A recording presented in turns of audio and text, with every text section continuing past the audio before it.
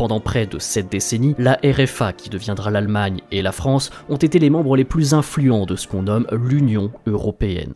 En tant que plus grandes économies et pays les plus peuplés du bloc, ils ont été les principales forces derrière des décisions historiques, la création d'un marché unique, l'introduction d'une monnaie commune et la conception d'institutions supranationales pour gérer les blocs qui connaît son âge d'or de la chute du mur en 90 jusqu'à la crise économique de 2008. Au cours de ces 2 dernières décennies, l'élargissement de l'Union européenne a rendu la prise de décision plus complexe. La faible croissance économique de la France et de l'Allemagne ont réduit leur capacité à imposer leurs préférences politiques aux petits États membres plus nombreux. L'acquiescement franco-allemand, qui avait une influence dominante au sein de l'Union européenne, est toujours nécessaire pour que l'Union prenne des décisions cruciales en matière de politique intérieure et extérieure, mais est pourtant menacé. Le monde est en pleine ébullition et on assiste à une reconfiguration des équilibres régionaux. C'est ce qu'ont tout à fait compris les États-Unis qui s'adaptent en conséquence. Je vous renvoie vers nos vidéos sur le sujet. Tandis que les puissances aux portes de l'Union européenne, comme la Russie ou la Turquie, sont en train de redéfinir elles aussi les cartes de leur géopolitique,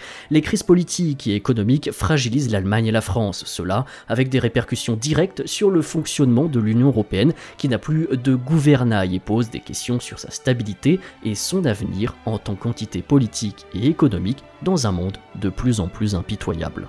Je profite de cette première vidéo pour vous souhaiter personnellement et au nom de l'équipe Terrabellum une bonne année 2025, la santé pour vous et vos proches et la réussite dans vos différents projets. De notre côté, on va continuer à produire nos vidéos d'analyse toujours avec un recul qui devient de plus en plus nécessaire à mesure que les événements et les chocs géopolitiques gagnent en intensité. Première vidéo de l'année et aujourd'hui on va taper dans le dur avec la crise politico-économique en France et en Allemagne qui met en péril le bloc européen. On a pris une petite pause pendant la période des fêtes, alors je compte sur vous pour pousser cette vidéo dans l'algorithme. Si ça vous plaît, mettez un j'aime, dites-nous en commentaire comment vous appréhendez cette situation en France ou en Allemagne et partagez. Le nouveau numéro de la revue Terrabellum vient de sortir, le lien de tous nos numéros est dans la description. Merci à tous pour votre fidélité, très bon visionnage, bonne année et préparez-vous.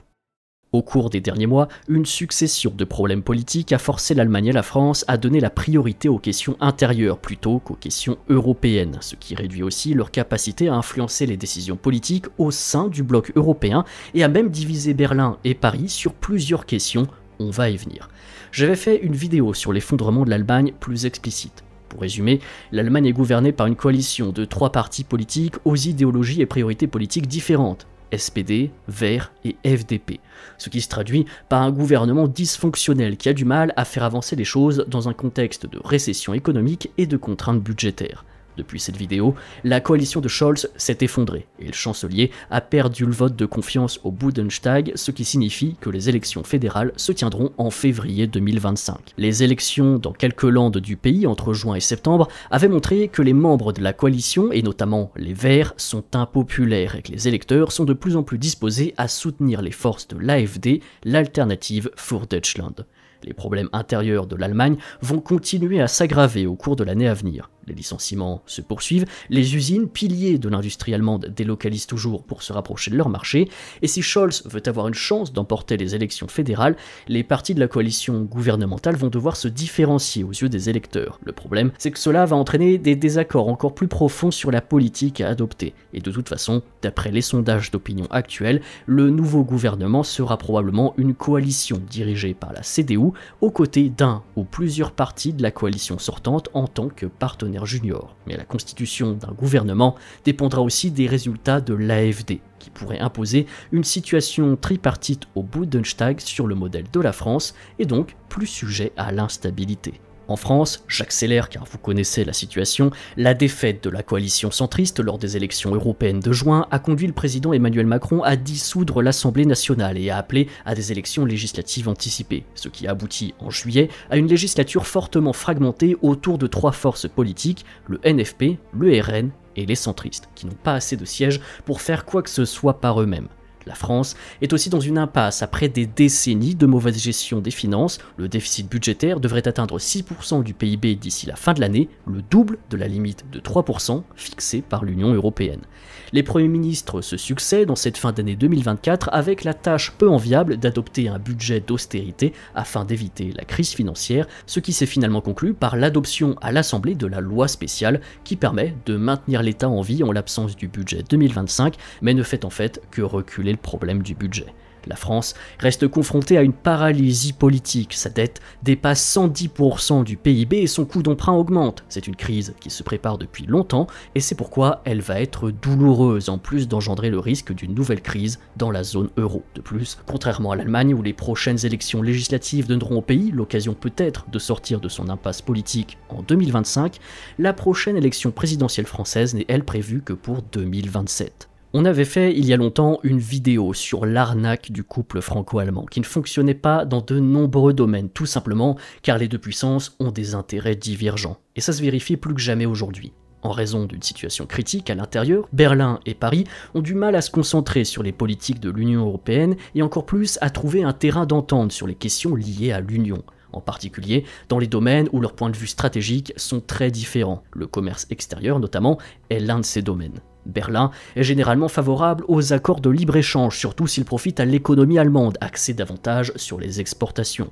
Paris, en revanche, a tendance à être plus protectionniste et sceptique à l'égard des accords qui ouvriraient le marché français à des produits plus compétitifs qui pourraient affecter négativement des segments de son économie, en particulier le secteur agricole. Vous voyez où je veux en venir avec l'accord de libre-échange Union européenne-Mercosur. Berlin, qui a désespérément besoin de débouchés pour sauver ce qui lui reste de son industrie, a appelé à plusieurs reprises à l'achèvement des négociations tandis que Paris tente de les bloquer. On se retrouve dans une situation où la France cherche à éviter les protestations des agriculteurs dans un contexte social déjà instable, là où l'Allemagne aimerait, elle, conclure un accord qui aiderait quelque peu son secteur manufacturier en difficulté et éviter les licenciements dans l'industrie. L'avenir économique de l'Union européenne est une autre source de désaccord. Sans rentrer dans les détails, les deux gouvernements soutiennent officiellement un récent rapport de la Banque centrale européenne qui vise à améliorer la compétitivité, c'est-à-dire la production de biens et de services à des coûts inférieurs, qui peuvent aussi se distinguer sur la qualité ou l'innovation au sein de l'Union européenne. Pour ce faire, la France soutient la proposition de mettre en œuvre un nouveau cycle d'emprunt commun de l'Union européenne pour investir dans des secteurs stratégiques afin de rendre le bloc plus compétitif vis-à-vis de la Chine et des États-Unis notamment. Une idée que l'Allemagne rejette par crainte que ces emprunts augmenteraient le risque financier de la zone euro, mais aussi aggraveraient la guerre économique, notamment vis-à-vis des États-Unis de Donald Trump. La logique du gouvernement français est elle totalement différente. À court d'argent, la France souhaite que Bruxelles prenne en charge des dépenses que Paris ne peut pas faire, tandis que le gouvernement allemand est lui allergique à toute mesure qui pourrait aboutir à des emprunts conjoints au sein de l'Union. Autre point de désaccord du fameux couple franco-allemand, lorsque la Commission européenne a demandé aux États membres de voter sur l'opportunité d'imposer ou non des droits de douane supplémentaires sur les véhicules électriques chinois. La France, dont le secteur automobile n'est pas aussi dépendant du marché chinois et dans une démarche protectionniste, a exprimé son soutien aux droits de douane. L'Allemagne, qui entretient des liens commerciaux étroits avec la Chine et une présence significative dans l'industrie automobile du pays, a fait campagne contre les droits de douane. La France l'a finalement remporté uniquement parce qu'un grand nombre d'États membres se sont tenus lors du vote. Il y a aussi des désaccords sur le rôle de l'énergie nucléaire dans le mix énergétique de l'Union européenne. Cette géoéconomie de l'énergie en Europe, ça mériterait une vidéo entière, mais je vais le faire très rapidement. La France s'appuie sur l'énergie nucléaire et cherche à exporter sa technologie vers d'autres membres de l'Union, tandis que l'Allemagne, qui a progressivement quitté l'énergie nucléaire en 2011 sous Merkel, s'y oppose. Les tarifs de l'électricité dans l'Union européenne dépendent du marché intérieur de l'électricité et du gaz naturel. De fait, les prix du marché dépendent aussi de toute l'offre et de la demande du bloc européen, et les décisions de l'Allemagne depuis 2011 plombent les prix de l'électricité dans toute l'Union européenne. Dans ce registre, on peut facilement remettre en cause le mythe du couple franco-allemand ou de la France-Allemagne qui représente à eux deux 40,7% du PIB total de l'Union européenne.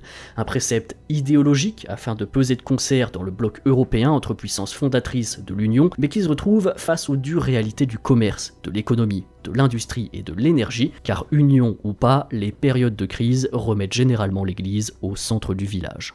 Au cours du premier semestre, l'Allemagne devrait sortir de sa crise politique avec une coalition dominée par la CDU. Mais les négociations post-électorales pour former une coalition prennent souvent des mois. Après les élections, l'objectif principal des partis centristes allemands sera d'empêcher l'AfD, créditée à 18% des voix selon les sondages, d'entrer au gouvernement, ce qui pourrait aboutir à une autre coalition idéologiquement hétérogène avec par exemple des membres du SPD sortant et donc sujette à l'instabilité. C'est ce qui a été le cas dans le Land de Thuringe avec une coalition du centre et de la gauche pour bloquer l'AfD qui était arrivée en tête des élections législatives. Mais on parle ici de politique, de distribution de rôles, mais il faudra aussi régler la crise crise industrielle et énergétique après la récession en 2024, 2025 sera marqué par la stagnation. Cela signifie que l'Allemagne passera la majeure partie, sinon la totalité de l'année 2025, à se concentrer sur les questions intérieures plutôt que sur les questions européennes et extérieures. En France, la situation est encore pire. La prochaine élection présidentielle n'est prévue qu'en 2027 et le président Macron ne peut pas appeler à de nouvelles élections législatives au moins jusqu'en juillet 2025. Le président, qui en est à son deuxième mandat, ne peut pas être réélu. Il pourrait en théorie démissionner et appeler à une élection présidentielle en 2025, comme le chancelier Scholz, qui remet son titre en jeu après avoir perdu le vote de confiance, mais vous connaissez la France, et il est peu probable qu'un dirigeant comme Emmanuel Macron le fasse. Charles de Gaulle, lui-même fondateur de la Ve République, a été le seul président à démissionner de lui-même le 28 avril 1969 après avoir perdu à 52% de non au référendum sur la régionalisation et la réforme du Sénat. Ceci alors qu'en 2024, 74% des Français jugent qu'Emmanuel Macron n'est pas un bon président de la République selon le baromètre Odoxa et un sondage CSA a révélé que 59% des Français souhaitent qu'il démissionne. Contrairement à l'Allemagne fédérale, une élection en France augmenterait aussi la crise politique au lieu de la résoudre. On l'a vu aux législatives de 2024, la Ve République impose d'avoir un exécutif fort et donc plébiscité par une large majorité des électeurs, et donc d'avoir un parti solidaire mais aussi des cadres compétents qui se fédèrent autour d'une idée de la France plus qu'un pot pourri de partis et de factions qui tentent de se coaliser. La Ve République était à l'image de De Gaulle et de la France des années 60 dont beaucoup s'en réclament sans jamais l'avoir égalée. Ce qui nous amène à un autre sujet. En décembre 2024, selon Odoxa, 56% des Français voulaient mettre fin à la Ve République, 52% voulaient empêcher le chef de l'État de réaliser plus d'un seul mandat, et 85% des Français se disent favorables à une transformation des institutions politiques. Un phénomène récurrent dans l'histoire quand un pouvoir fort et centralisé est en proie à une crise de légitimité. Et cela tombe sans doute dans le pire des moments à l'international. Le moteur franco-allemand qui propulsait l'Europe depuis les années 90 n'existe plus. Cela signifie que le reste des États membres de l'Union européenne, mais aussi les acteurs extérieurs comme les États-Unis, la Chine, la Russie, la Turquie, concluront dans le meilleur des cas le peu de fiabilité de la parole de Paris et Berlin dans les affaires extérieures, et dans le pire des cas, à une faille à exploiter. Des questions telles que l'achèvement de l'union bancaire de l'Union européenne pour mieux préparer l'union aux crises bancaires, la mise en œuvre d'une union des marchés de capitaux pour accroître les options de financement pour les entreprises privées et les particuliers, les négociations visant à accepter de nouveaux États membres ne connaîtront que peu ou pas de progrès en 2025. L'Union sera mal équipée pour faire face aux crises futures, l'absence de progrès sur l'élargissement de l'Union continuera de saper l'influence du bloc dans les Balkans et dans le Caucase, laissant un vide que d'autres puissances comme la Russie, la Turquie et la Chine exploiteront. Les efforts visant à créer une économie européenne plus unifiée et compétitive risquent aussi d'être compromis, ce qui laisse l'Union encore plus à la traîne en matière d'innovation technologique et de compétitivité industrielle par rapport à des rivaux mondiaux comme les États-Unis et la Chine, par exemple dans l'industrie spatiale où l'écart se creuse de jour en jour. L'incapacité de l'Allemagne et de la France à se coordonner sur l'expansion des politiques de défense et de sécurité de l'Union ralentira les efforts de l'Union pour renforcer ses capacités de défense, telles que le Fonds européen de défense. Cela prolongera la dépendance de l'Union européenne vis-à-vis de l'OTAN pour sa sécurité, affaiblira ses ambitions d'atteindre une autonomie stratégique en matière de défense et se heurtera à un Donald Trump aux États-Unis qui ne fera pas de cadeau, que ce soit pour imposer ses critères budgétaires au sein de l'OTAN ou vendre de l'armement américain. Car selon un rapport de l'IRIS, les États-Unis ont déjà fourni à eux seuls 63% des importations d'armes des États européens en 2022 et 2023. Je vous laisse imaginer la suite avec Donald Trump.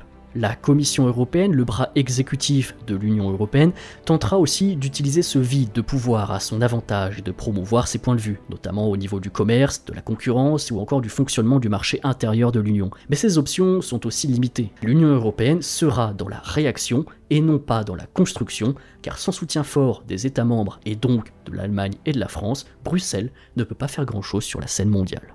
Alors que l'Allemagne et la France donnent la priorité aux questions intérieures et qu'il est plus difficile de s'entendre sur la politique de l'Union européenne, la position du bloc dans la géopolitique mondiale risque aussi de s'affaiblir. Et elle s'affaiblira d'autant plus que nos voisins proches sont déjà dans une autre dimension. Les États-Unis voient l'Union européenne comme un marché et sous la présidence Trump, cela sera une occasion en or de faire pression pour des accords commerciaux plus avantageux, d'accroître la vente d'armement américain et d'exiger un alignement total sur la politique étrangère, notamment face à la Chine. La Chine, elle, est susceptible d'intensifier ses efforts pour former des relations économiques bilatérales avec les États membres, ce qui sapera le commerce et la politique étrangère collective au sein de l'Union européenne. La Russie exploitera le manque de cohésion de l'Union pour renforcer son influence dans les Balkans et dans le Caucase et cherchera à progresser dans la guerre en Ukraine, surtout si les États-Unis se désengagent ou réduisent leur aide militaire. Il en sera de même pour la Turquie, qui renforcera son influence dans les Balkans et imposera son projet de hub énergétique à l'Union européenne si elle parvient à pacifier la Syrie. Le partenariat franco-allemand a toujours été un pilier de l'intégration européenne, de la stabilité et de l'orientation politique du bloc. Mais depuis plusieurs années, les deux pays se replient sur eux-mêmes et sont en proie à des crises consécutives qui, tout en sapant leur puissance nationale et leur capacité à exercer dans le grand jeu géopolitique, sont aussi de fait en train de mettre en péril l'existence même de l'Union européenne face à un monde extérieur impitoyable. C'est ici le paradoxe d'une organisation supranationale, en réalité dépendante de la bonne santé et de l'idéalisme de ses membres fondateurs qui seront peut-être un jour ses fossoyeurs. On verra de quoi les prochains mois seront faits. Je rappelle qu'il s'agit ici d'une vidéo de synthèse où on se base sur une tendance et la data à notre disposition, mais que tout peut toujours arriver pour le meilleur comme pour le pire. En tout cas, pour le meilleur, le dernier numéro de la revue Terabellum est sorti. Il s'agit de notre 10e numéro. On y parle de la politique urbaine de la cité-État de Singapour, la dissuasion nucléaire russe, le pétrole du Venezuela, la compétition sino-coréenne dans l'e-sport, le Salvador de Bukele, le corridor économique IMEC et d'autres sujets que je vous invite à lire en cliquant sur le lien en description. Et je rappelle également que si vous avez le bagage nécessaire et que vous souhaitez contribuer à nos prochains numéros, vous pouvez nous envoyer un mail auteur@terabellum.fr et on se fera un plaisir de vous répondre. Tous les sommaires et les éditos de nos revues sont accessibles pour vous donner une idée et après vous prenez le numéro qui vous plaît le plus. Merci aussi aux membres YouTube qui nous soutiennent, merci à tous pour votre fidélité, encore bonne année et à la prochaine.